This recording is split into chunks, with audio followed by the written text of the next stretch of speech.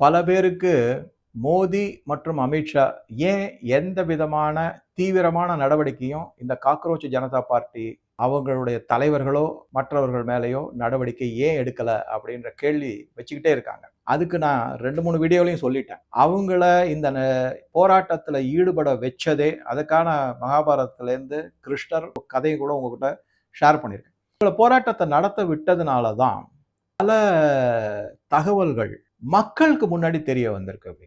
ஆட்சியில் இருக்கக்கூடிய பாரத பிரதமர் மோடி அவர்களுக்கும் அமித்ஷா அவர்களுக்கும் கண்டிப்பாக தெரியும். ஆனா மக்களுக்கு தான் தெரியாது. அது அவங்களுக்கு தெரியணுங்கிறதுக்காகத்தான் இதை கொஞ்சம் லெங்தி ரோப் அப்படின்னு சொல்லுவாங்களே அந்த மாதிரி. அந்த விஷயத்துல போன வீடியோல sick for justice, Jamathei Islami, நேபாளில் இருக்கிற அமைப்பு இதெல்லாம் எக்ஸ்போஸ் ஆச்சு, நல்லாவே தெரிய வந்தது. ஒருவேளை 20 நாட்கள் முன்னாடி சோனம் வாங்சுக் உண்ணாவிரதத்தை ஆரம்பிச்ச அன்னைக்கே இவங்க மேல தீவிரமான நடவடிக்கை எடுத்து இவங்களை அந்த இடத்துல இருந்து விரட்டி இருந்தா அது வேற மாதிரி திசை மாறி போறதோடு அல்லாம இந்த மாதிரி உண்மைகள் எதுவுமே வெளியில வராம இருந்திருக்கும் அப்படிங்கிறது தான் என்னுடைய பார்வை. இதை நான் ரொம்ப உறுதியா நம்புறேன். ஏன்னா இதே மாதிரி தான் விவசாயிகள் போராட்டத்தில் நடந்தது. ஷாஹின் பாக்ன்ற இடத்துல சிஏஏ அதை எதிர்த்து போராட்டம் செஞ்ச போதும் இதே மாதிரி தான் நடந்தது. நடவடிக்கை எதுவும் எடுக்கல. தன்னாலேயே அந்த போராட்டங்கள் பிசுபிசுக்க வைக்கப்பட்டது. மக்கள் முன்னாட உண்மை என்ன அப்படிங்கிறது தெரிய வைக்கப்பட்டது. இதே அபிஜித் தீப்கே ஷாஹின் பாக்ல சிஏஏ போராட்டம் போது மிகப்பெரிய அளவுல பரப்புரைலாம் செஞ்சாரு, சொற்பொழிவுலாம் செஞ்சாரு. இன்னைக்கு அதெல்லாமே எப்படி தெரிய வருதுன்னா அவரை அனுமதி கொடுத்ததுனால தான், நீ போராட்டம் நடத்து ராஜா அப்படின்னு சொன்னதுனால தான் மக்களுக்கு அவருடைய உண்மையான சொரூபம், அவருடைய உண்மையான நிலை எல்லாமே தெரிய வந்திருக்கு. இந்த வகையில அமெரிக்காவினுடைய டீப் ஸ்டேட் சிஐஏ அதனுடைய ஏஜென்ட்டாக இந்தியாவில் இருக்கக்கூடிய இந்திய தூதுவர் சொல்லக்கூடிய சேகோ கார், அவரை எப்படி வேணா ப்ரொனவுன்ஸ் பண்ணுங்க. எனக்கு நான் உங்ககிட்ட தாழ்மையோட ஒரு மன்னிப்போட கேட்டுக்கிறேன். என்னால இந்த ப்ரொனவுன்சியேஷன்ல போட்டி போட முடியாது. சீகோ கோரா, செய்ஜியோ கோரோ எப்படியோ வச்சுக்கோங்க. ஆனா எப்படி சொல்றேன் அப்படின்னா, அமெரிக்க தூதுவர் இந்தியாவிற்கு டெல்லியில இருக்கார். அதே மாதிரி தான் முன்னாடி எரிக் கார்சட்டின்னு இருந்தார். அவர் கல்யாண் பானர்ஜின்னு ஒருத்தரை கூப்பிட்டு சோசியல் மீடியாவுக்கு நாங்கள் ட்ரைனிங் கொடுக்குறோன்னு சொல்லிட்டு டூல் கிட் ப்ரிப்பேர் பண்ணுறது தான் ட்ரைனிங் கொடுத்தார். அதை உடனே கண்டுபிடிச்சு கண்டனம் தெரிய வச்சு அவரை கூப்பிட்டு மிரட்டினார் ஜெய்சங்கர். அதுக்கப்புறம் தான் அவர் கொஞ்சம் வழிக்கு வந்தார். அப்போ இவர் போயிட்டு இப்போ இவர் ட்ரம்ப்புடைய ரொம்ப க்ளோஸ்.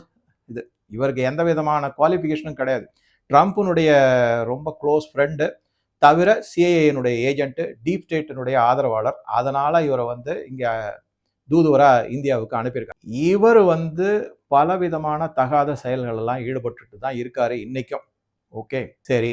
இப்ப சமீபத்துல இந்த காக்ரோச் ஜனதா பார்ட்டியினுடைய போராட்டத்துல எந்த மாதிரி அமெரிக்கா தன்னைத்தானே வெளிப்படுத்தி கொண்டுள்ளது அப்படின்னா, 17ஆம் தேதி ஒரு சுற்றறிக்கைய அட்வைசரி அப்படின்னு சொல்லிட்டு இந்த அமெரிக்க தூதரகம் கொடுத்துருக்கு.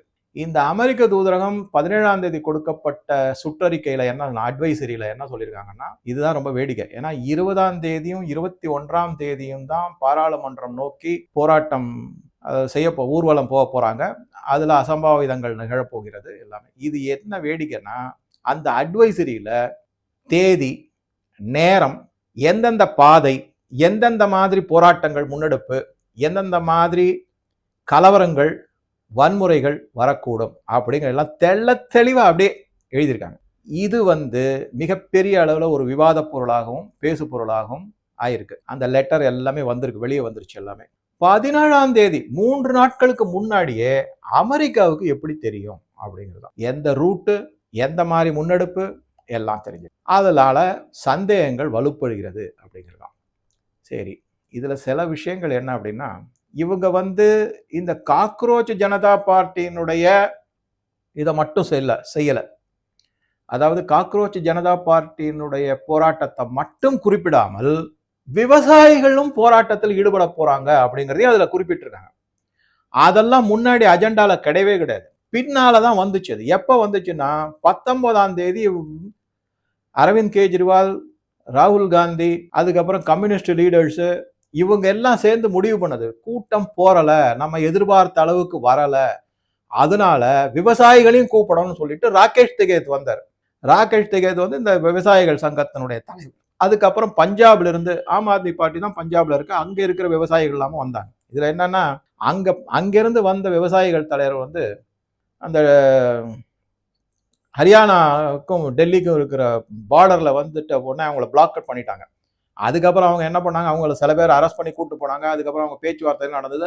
அந்த தலைவர், அந்த பஞ்சாப்ல இருக்கிற விவசாய தலைவர் வந்து ஓப்பனாவே அறிவிப்பு செஞ்சுட்டாரு. எங்களை நல்லபடியா ட்ரீட் பண்ணாங்க, எங்க பேர்ல எந்த கேஸும் எல்லாம் பதிவு பண்ணல, நாங்க திரும்பி போறோம்னு சொல்லிட்டு அவங்க திரும்பி போயிட்டாங்க. அவங்க இந்த போராட்டத்துல அவங்க கலந்துக்கல. ஆனா இந்த அமெரிக்க தூதரகம் கொடுத்த அட்வைசரி அறிவிப்பு இருக்கு இல்லைங்களா, அதுல எச்சரிக்கை அறிவிப்புல என்ன போட்டிருந்தாங்க, ஒரு முக்கியமான வார்த்தை. அதுதான் ஒரு சில இதுல இருந்து படிச்சுதான் தெரிஞ்சுக்கிட்டாங்க.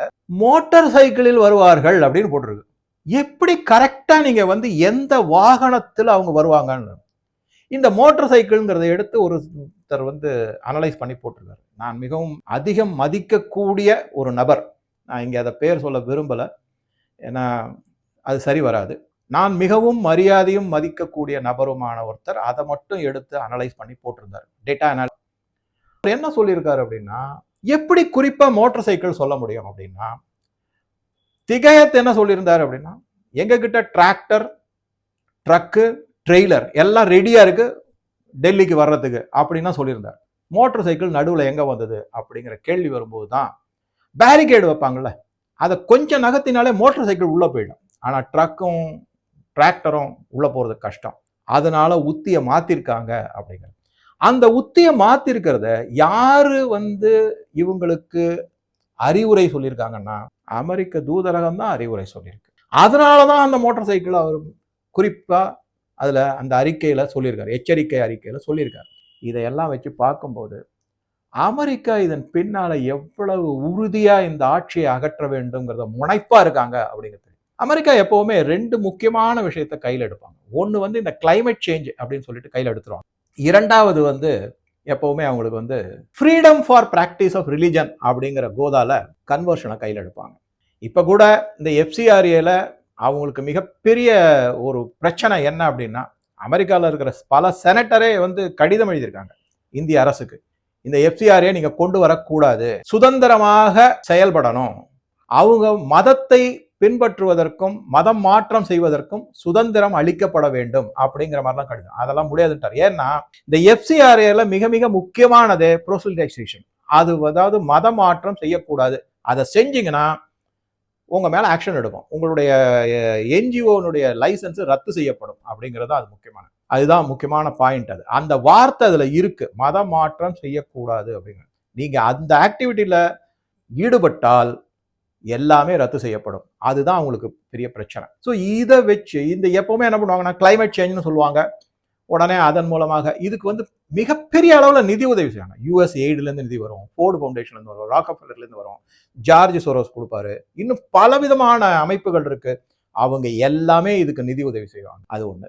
இப்ப இந்த இடத்துல நம்ம வந்து இதை உறுதியா சொல்றதுக்கு எதை பார்க்கலாம் அப்படின்னா, மார்க்கோ ரூபியோ வந்தார். அவர் வந்து எப்ப வந்தாருன்னா மே மாசம் 20ஆம் தேதி வாக்குல வந்தார். அவர் இந்தியாவுக்கு வந்தார். நார்மலா அவர் வந்து செக்ரட்டரி ஆஃப் ஸ்டேட், அதாவது வெளியுறவுத்துறை அமைச்சர் பொசிஷன்ல இருக்கிறவர், அமெரிக்காவினுடைய வெளியுறவு. அவர் எங்க வரணும், டெல்லிக்கு வந்து நம்ம வெளியுறவுத்துறை அமைச்சரிடம் பேசணும், பார்க்கணும். ஆனா அவர் கல்கட்டால போய் இறங்கினார். கல்கட்டால இறங்கின உடனே எங்க நாங்க ஏதோ அதிகாரிகள்லாம் பார்த்தாரு கிடையாது, நேரா அவர் ஃபர்ஸ்ட் விசிட் எங்க போனாருன்னா இந்த தெரசான்னு ஒரு அம்மையார் இருந்தாங்க இல்லையா, அதை பத்தி நான் பல வீடியோல சொல்லிட்டேன். என்னோட வீடியோ வந்து கிட்டத்தட்ட 1 வருஷத்துக்கு மேல முடக்கப்பட்டு வைக்கப்பட்டிருக்கிறது. நான் தெரசாவை பத்தி போட்ட அதுலயும் கொடுத்த எல்லா ஆதாரங்களும் ஐரோப்பியர்கள் புக்ல எழுதின வச்சு நான் போட்ட வீடியோ. அது இன்னும் 1 வருஷமாக அப்படியே முடக்கப்பட்டு வச்சிருக்காங்க, அது வெளியிட முடியல என்னால. இப்ப அவர் வந்து அந்த தெரசானுடைய மிஷனரிஸ் ஆஃப் சேரிட்டிஸ்னு ஒரு அமைப்பு இருக்கு, அங்க பலவிதமான தகுடுதத்தங்கள், முறைகேடுகள்லாம் நடந்தது, கன்வர்ஷன் நிறைய நடந்ததுங்கிறாங்க. அங்க போனவங்க யாருமே வெளியே வரவே இல்லை அப்படின்னு தான் சொல்றாங்க. நிறைய பேர் வந்து இறந்து போயிட்டாங்க, சரியான மருத்துவ உதவி செய்யவில்லை, வெறும் பிரேயர் தான் செஞ்சுக்கிட்டு இருந்தாங்க.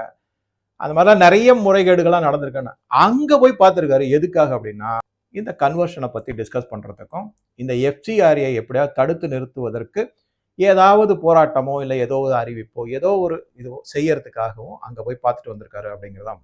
ஸோ ஆக மொத்தம் அமெரிக்காவுக்கு முக்கியமான பாயிண்ட் என்ன அப்படின்னா இந்த எஃப்சிஆர்ஏ அது மட்டும் கிடையாது, இரண்டாவது, நான் போன வீடியோலே சொன்ன மாதிரி இந்தியா வர்த்தக ஒப்பந்தத்தை கையெழுத்திடுவதற்கு ரெடியாவே இல்லை.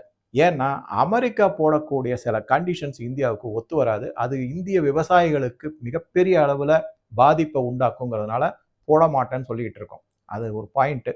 இன்னொரு முக்கியமான விஷயம் என்ன அப்படின்னு பார்த்தீங்கன்னா, இந்த அரசு எடுத்து வரும் பல முன்னெடுப்புகள், இந்திய வளர்ச்சி, அதை எல்லாமே அமெரிக்காவுக்கு பிடிக்கல.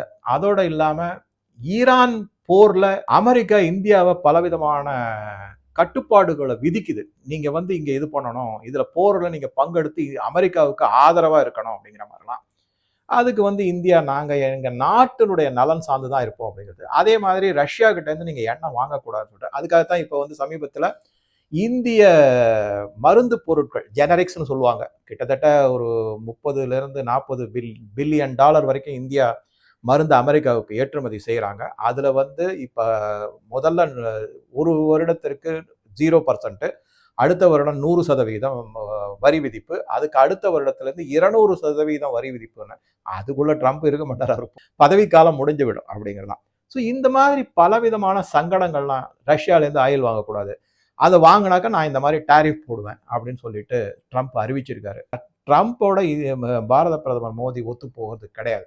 அதனால காழ்ப்புணர்ச்சியிலையும் ஒரு வெறுப்புலையும் இந்த மாதிரி இந்தியாவில் போராட்டங்களை தூண்டி விட்டுட்டு இருக்காங்க. அதற்கான பண விதி, யுஎஸ் எய்டு நிறைய பணம் கொடுத்தாரு. இப்போ நிறுத்திருக்காரு ட்ரம்ப் பட் இருந்தாலும் நிறைய உதவியெல்லாம் செஞ்சுக்கிட்டு தான் இருக்காங்க அப்படிங்கிறது தான் உண்மை. ஸோ அமெரிக்கா இதன் பின்புலத்தில் இருக்கு அப்படிங்கிறது இந்த வீடியோவில் நம்ம பல தகவல்களோட உங்ககிட்ட நான் முன்ன வச்சிருக்கேன். இதுவும் உறுதிப்படுத்தப்படுகிறது. ஆக மொத்தம் நீட்டுக்கும் இந்த காக்ரோச் ஜனதா பார்ட்டி முன்னெடுத்து செய்யக்கூடிய போராட்டத்துக்கும் எந்த சம்பந்தமும் கிடையாது. இது மக்களை திசை திருப்புவது, மாணவர்களை குழப்பி அடிப்பது, அவர்களை மூளைச்சலவை செய்வது, இந்த ஆட்சியை அகற்றுவதற்காக மற்றொரு வெளிநாட்டு கைகூலிகளாக இந்த காக்ரோச் ஜனதா பார்ட்டியும் செயல்படுகிறது. ஏற்கனவே இந்திய நாட்டில் பல கைகூலிகள் இருக்காங்க. இது ஒரு புது கைகூலியாக இப்போ சேர்ந்திருக்காங்க அப்படிங்கிறதா உண்மை. ஸோ இந்த வீடியோ பற்றி உங்கள் கருத்துக்களை பதிவிடவும் நன்றி, வணக்கம்.